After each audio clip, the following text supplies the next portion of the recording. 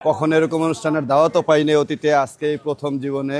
আপনাদের মধ্যে থেকে একজনকে মক্কা শরীফ নিয়ে মদিনা শরীফ নিয়ে উমরা করায় আনবো আমাদের খরচে।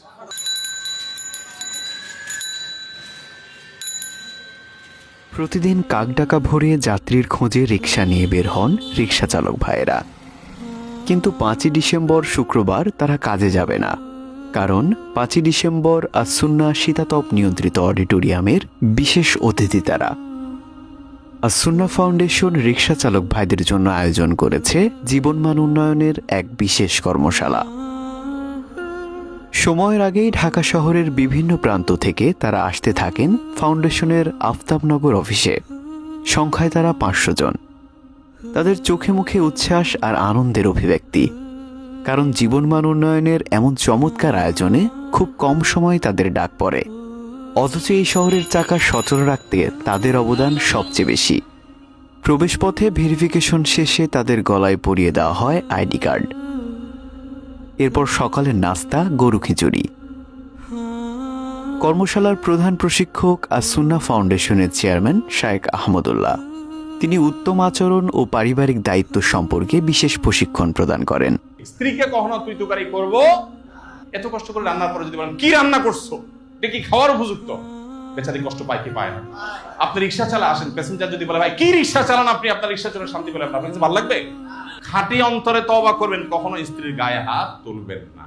রিকশা চালকদের স্বাস্থ্য ঝুঁকি ও তা থেকে উত্তরণের উপায় নিয়ে প্রাণবন্ত একটি সেশন গ্রহণ করেন জাতীয় হৃদরোগ ইনস্টিটিউট ও হাসপাতালের সহকারী অধ্যাপক ডাক্তার আশরাফুল আলম সুমন। রিক্সা চালাতে কিন্তু অনেক দম লাগে, লাগে কিনা? তাহলে এই দম যদি আপনি বাড়াইতে চান, সিগারেট খাওয়া বন্ধ করতে হবে। ক্যান্সারের ঝুঁকি কমাইতে হইলে সিগারেট খাওয়া বন্ধ করতে হবে।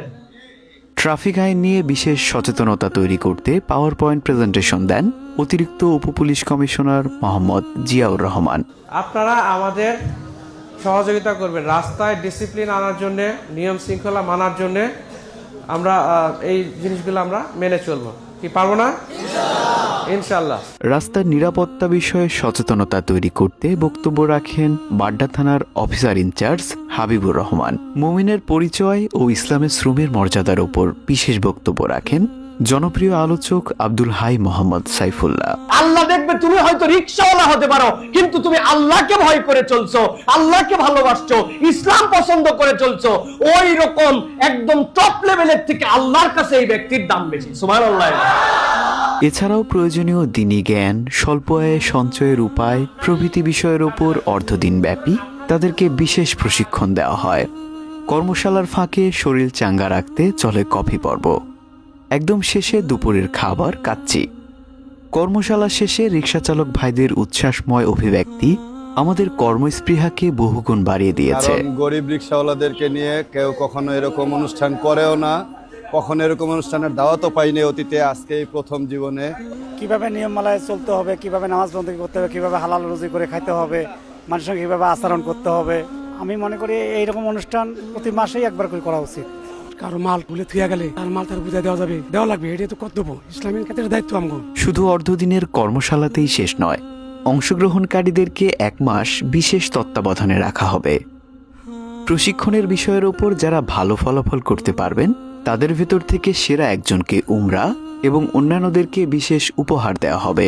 যারা 5 ওয়াক্ত নামাজ ঠিক মতো পড়বে, যারা রিক্সা চালাতে গিয়ে মুস্কি হাসবে, মানুষকে সালাম দিবে, এই কাজগুলো যারা করবে, এবং যারা অন্যদেরকে লিড দিয়ে অন্যদেরকে নিয়ে কাজগুলো করবে, আগায় আসবে, এই মানুষগুলোর মধ্যে থেকে বাছাই করে একজন একজন করে আপনাদের মধ্যে থেকে একজনকে মক্কা শরীফ নিয়ে মদিনা শরীফ নিয়ে উমরা করায় আনবো আমাদের খরচে। পেশাভিত্তিক কর্মশালা যাত্রা রিকশা চালক ভাইদের মাধ্যমে শুরু হলো। ধীরে ধীরে ডাক্তার, ইঞ্জিনিয়ার, ব্যবসায়ী, ছাত্র, শিক্ষক ও অন্যান্য পেশাজীবীদের জীবনমান উন্নয়নে আমাদের এই কর্মশালা অব্যাহত থাকবে ইনশাআল্লাহ।